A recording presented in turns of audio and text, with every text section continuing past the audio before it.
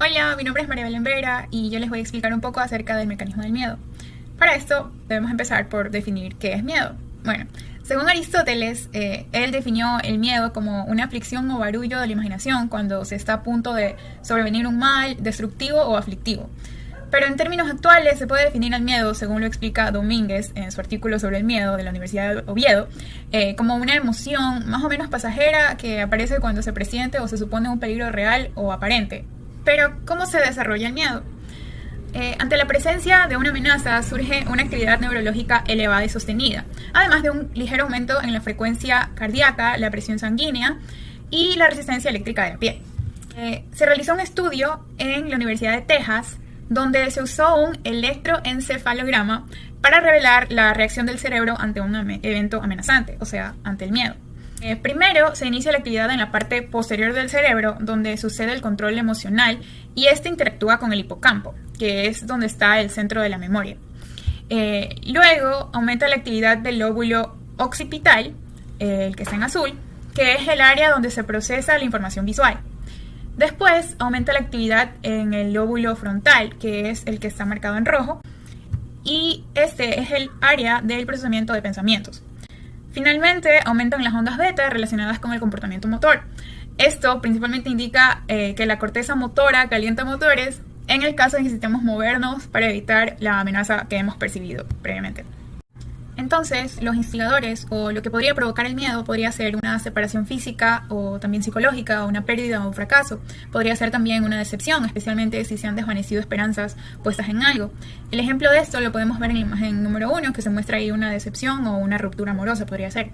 También, como instigador, podría ser una situación de indefensión o pérdida de control. El ejemplo de esto lo podemos ver en la imagen número 2, donde se muestra un pasajero que se siente indefenso porque no está en su zona de confort, sino en el aire. De ahí tenemos también la ausencia de actividades reforzadas y conductas adaptativas.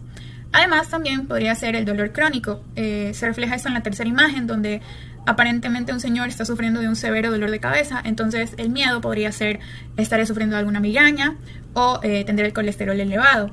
Así lo manifiesta estos instigadores Mariano Chollis en su artículo Psicología de la emoción, el proceso emocional. A pesar de todo lo negativo que conlleva o aparenta esta emoción, cabe plantearse la incógnita de que si el miedo tiene algún beneficio.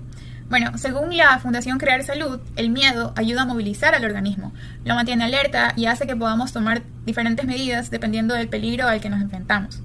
Además, activa un sentido de supervivencia. Y distintos blogs de psicología mantienen también que el miedo en sí mismo es positivo y que nos ayuda a alejarnos de un suceso para el cual todavía no estamos preparados.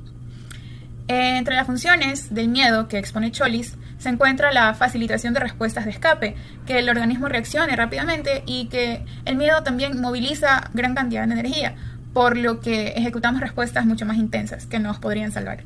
Y bueno, así llegamos a la parte más interesante del video, o lo que a mí más me intriga porque yo amo volar. Entonces nos planteamos la pregunta, ¿por qué sentimos temor al volar?